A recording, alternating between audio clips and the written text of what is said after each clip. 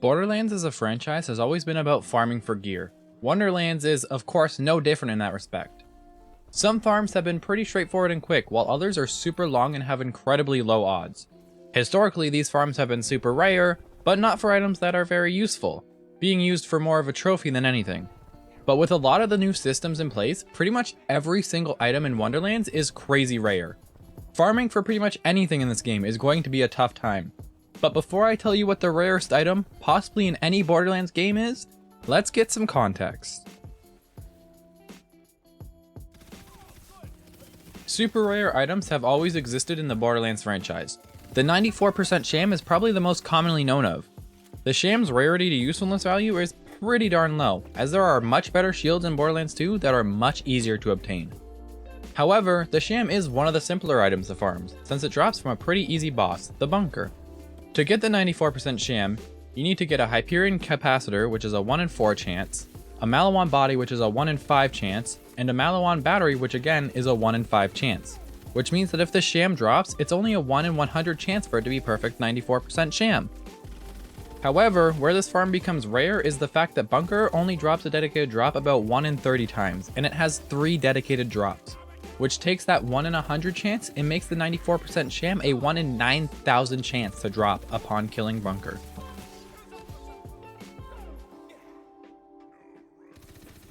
The Cut Purse Launchpad in Borderlands 3 is an essential artifact for endgame, provided you're not playing Mo's anyway. Ammo is super tight in Borderlands 3, as ammo weighting was entirely removed, so having a way to get full ammo for your currently equipped gun is the best thing. Unfortunately, the Cut Purse Launchpad is super rare for such a useful item. There are 2 ways to farm the Cut Purse Launchpad. Farm it from its dedicated source, Red Rain on the Slaughter 3000 map, or farm world drops for it. Red Rain in the Slaughter has a 1 in 2 chance, or 50% chance, to drop the Launchpad artifact upon death. At that point, it's a 1 in 23 chance for it to be a Cut Purse variant, so only a 1 in 46 chance for a Cut Purse Launchpad. That's not too bad. However, even though it's a 1 in 2 chance for Red Rain to drop the artifact, it's basically a 1 in 1 chance that they're gonna throw it off the cliff into an inaccessible area. And even getting far enough into the Slaughter to see Red Rain takes about 15 to 20 minutes each run, meaning you'd probably be better off farming world drops for it. The world drop rate makes the Cut Purse Launchpad far rarer. There are 152 items that can world drop in the base game in Borderlands 3. So on world drop, it's a 1 in 152 chance for the Launchpad to drop. It's then, again, a 1 in 23 chance for the prefix to be Cut Purse, making it a 1 in 3,192 chance for the Cut Purse Launchpad to drop every time a world drop occurs in-game.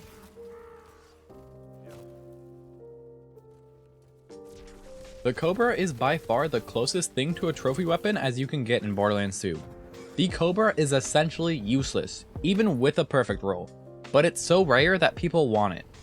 The only place that you can farm for the Cobra is in the Beatdown from the Torg's Campaign of Carnage DLC, and it will only drop from the burner enemies in this area.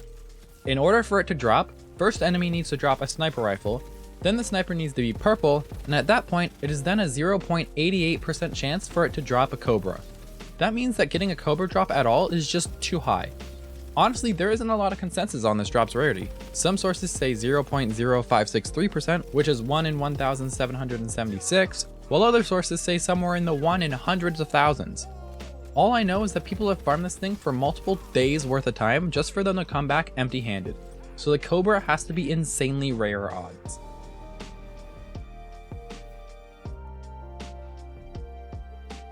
The Twister is a really cool weapon. Its unique effect works great on pretty much any characters, especially Zero. The Twister also has crazy high damage, meaning it's a pretty formidable weapon, even at OP 10. It's a shame though, that most people who play Borderlands 2 will never see it. See, here's the thing, the Twister only has a 33.3% drop chance, which is 1 in 3, but only from Omd Ock, or Triple O as they are more commonly called. Triple O is one of the most painful mini-bosses to spawn in all of Borderlands 2. Spawning Triple O is kind of like spawning Vermivorous, except way worse. To spawn Triple O, you need to rely solely on the Witch Doctors from the Sir Hammerlock's Big Game Hunt DLC to evolve a badass Savage to their max stage. Combine that with the fact that Savages and Witch Doctors to begin with are just a huge pain to deal with, and you have to keep them alive, and this farm is just stupid. I haven't even attempted this farm in my own game, as this DLC and especially these enemies are the worst in the game, which really sucks because the Twister is an absolute blast to use.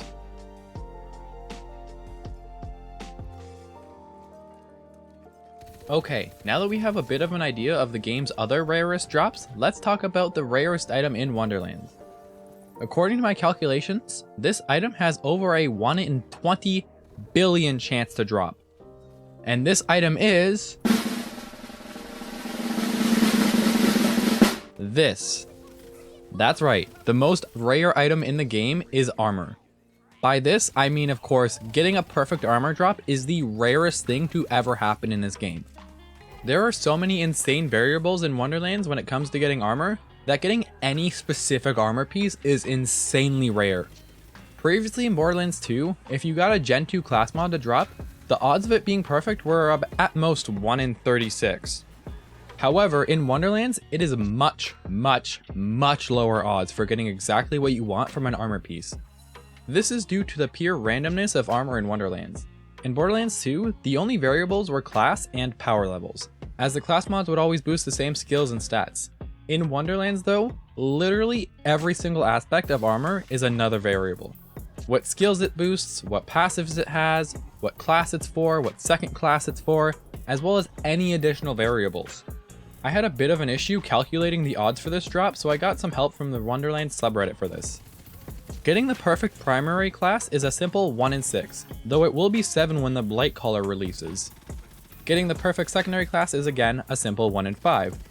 So already, just getting the right classes is a 1 in 30, almost as high as perfection in Borderlands 2.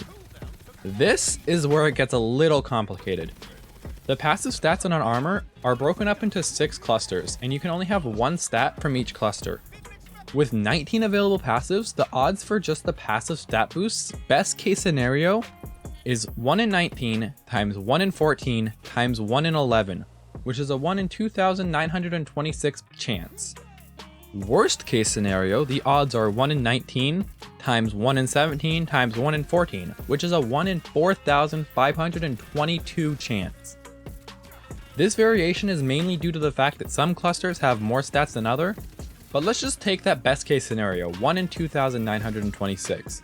So far, getting perfect class rolls and perfect stats, best case scenario is 1 in 87,780, and this is before skill allocation. Now, skill allocation is a bit tricky, as there isn't, as far as I could tell, any info on the weight of skill allocation. I think it's pretty safe to assume, however, that each skill has a 1 in 3 chance to get a bonus point from an armor piece. So 1 in 3 to the power of 5, which equals 1 in 243. So just to get the skill boost the way you want is a 1 in 243 chance. Altogether now, it's a 1 in 21,330,450 chance. Get ready for this though, because it's far from over. If you were playing at Chaos 50, it's only a 1 in 100 chance for said armor drop to be ascended. So now it's a 1 in 2,133,054,000 chance.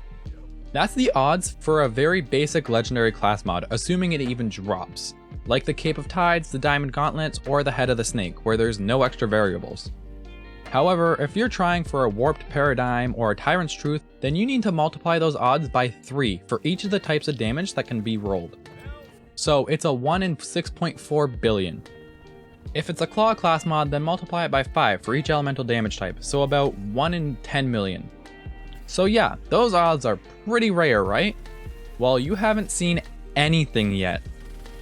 The Amalgam has an extra 2 passive slots, which means that instead of 1 in 2,926 for the passives, it's now 1 in 117,040.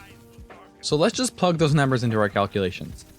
Classes, 1 in 30. Skills, 1 in 243. Passives, 1 in 117,040. And Ascended, 1 in 100.